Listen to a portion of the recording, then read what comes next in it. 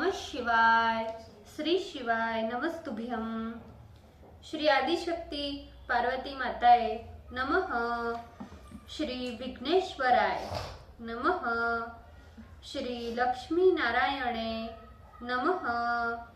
श्री सरस्वती ब्रह्माय नमः। श्री सियारामे नमः। श्री रामदास हनुमाने नमः। श्री राधेश्यामे नमः। ओम नमः शिवाय। श्री शिवाय नमस्तुभ्यम।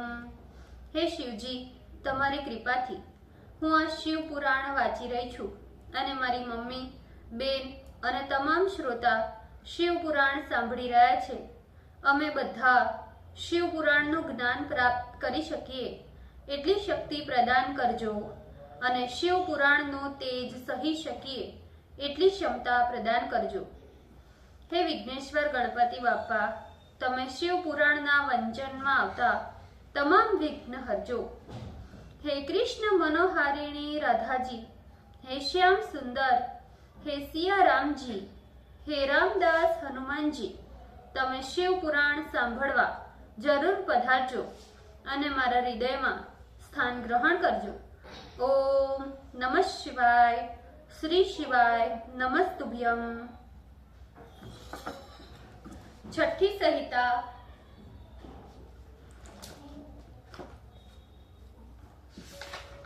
तृतीय अध्याय ओंकार स्वरूप एवं वीरजा होम का निरूपण, पेज नंबर 1553। बुद्धिमान शिष्य को ये जान लेना चाहिए कि जो शिव है वही गुरु है और जो गुरु है वही शिष्य है। ऐसा सोचकर अपना विचार निवेदन करें। तदंतर गुरु की आज्ञा से 12 दिन पर्यंत पयोव्रत यानी मात्र जल का अनुष्ठान समुद्र के तट पर, नदी के किनारे, पर्वत अथवा शिवालय में करें। तदंतर शुक्ल पक्ष की पंचमी अथवा एकादशी के दिन उस बुद्धिमान शिष्य को पवित्र चित्त से प्रातः काल नित्य क्रिया के अनंतर स्नान करना उचित है।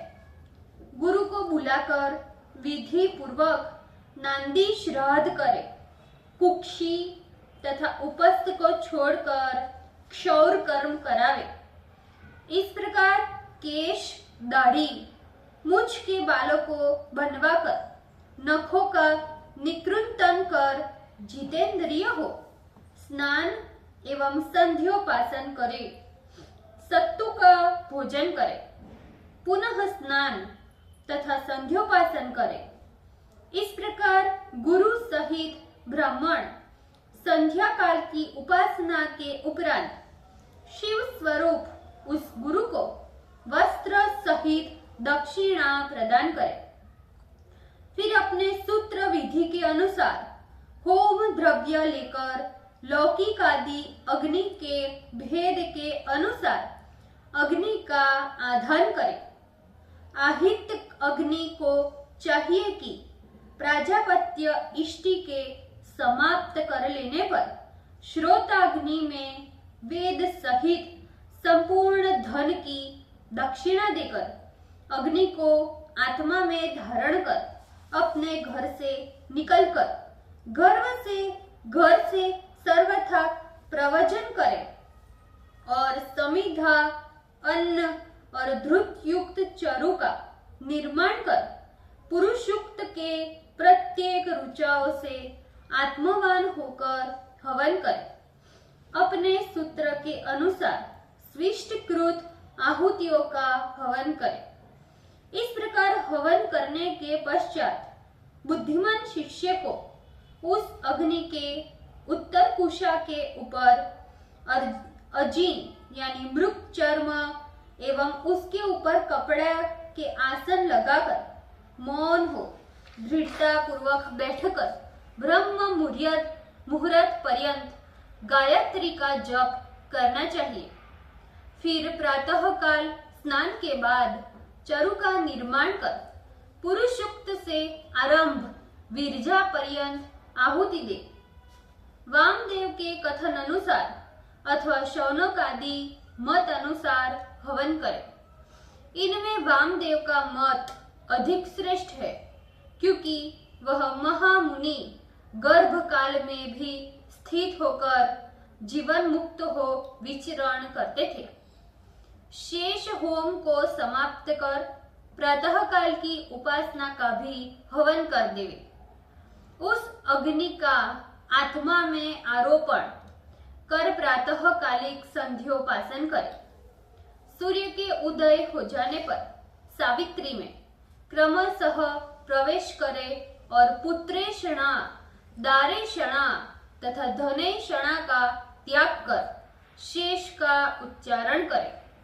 तदंतर शिखा एवं उपवीत का त्याग करे।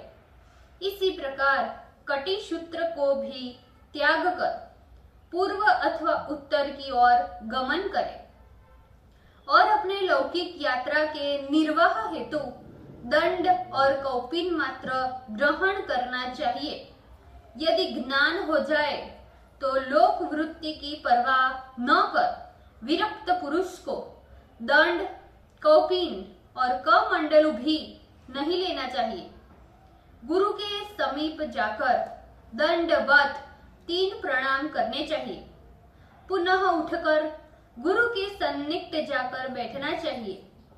गुरु भी विरजा अग्नि से श्वेत भस्म लेकर शिष्य के शरीर पर उद्धूलन करे। फिर अग्नि रीति भस्म, वायु रीति भस्म इत्यादि मंत्रों से त्रिपुंड धारण करे और हृदय कमल में तुम्हारे यानी पार्वती सहित मेरा ध्यान करे। प्रसन्न मन से शिष्य के मस्तक पर अपना हाथ रख ऋषि आदि के सहित शिष्य के दाहिने कान में मंत्रोपदेश करे। पूर्वोक्त सूक्ष्म आदि 3 प्रकार के प्रणव का अर्थ के सहित उपदेश करे। फिर शिष्य 6 प्रकार के यानी 3 प्रकार के प्रणव और 3 प्रकार के उसके अर्थ, इन सब को जान लेने के बाद गुरु को दंडवत प्रणाम करे। शिष्य अपने गुरु को 12 प्रकार से प्रणाम करे। इस प्रकार शिष्य गुरु के अधीन रहकर वेदांत का नित्य अभ्यास करे। साधक अपने निर्विकार और विशुद्ध आत्मा में नित्य मुझ सर्व साक्षी अव्यय पर ब्रह्म परमात्मा का स्मरण करे। इस प्रणव का अधिकारी शम, दम आदि धर्म में निरत, वेदांत ज्ञान का पारगामी, अभिमान रहित यति ही है, जिसमें कभी भी मत्सर आसी आदि दोष नहीं रहते। स्वच्छ, शोक रहित, उज्जवल, अष्टपत्र युक्त कर्णिका में विराजमान मकरंद युक्त हत कमल के मध्य में आधार शक्ति से आरंभ कर मणिपुर पर्यंत दहर आकाश में त्रितत्व युग प्रणव की भावना करें। ओम इस एकाक्षर मंत्र का उत्कुंठा से उच्चारण करें और तुम्हारे सहित मेरा स्मरण निरंतर करता रहे।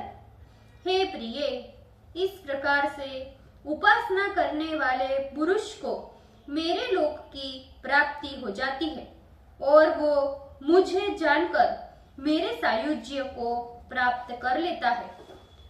ओम नमः शिवाय। श्री शिवाय नमस्तुभ्यम। ભૂલચૂક માફ કરજો શ્રીજી, કૃપા રાખજો। આજના શિવપુરાણના વંચનનું પુણ્ય મને પ્રદાન કરજો શ્રીજી। ઓમ નમઃ શિવાય। શ્રી શિવાય નમસ્તુભ્યમ।